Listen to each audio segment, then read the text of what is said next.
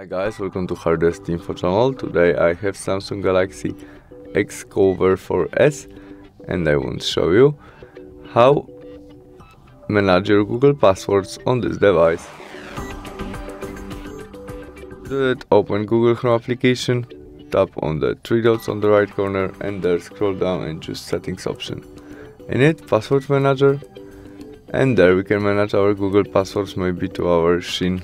We must tap there. Now we must create our look screen to manage our password. Maybe we set fastly pattern. And after we have our look screen, we can go back and tap again on our password which we want to manage to our HP, and there enter look screen. In it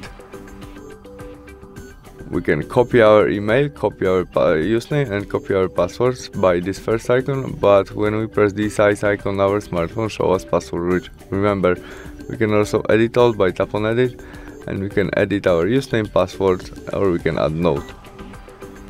After we custom it, we press save to save it, or we can delete all by delete and config by delete to delete these passwords. That's all, thanks for watching, bye!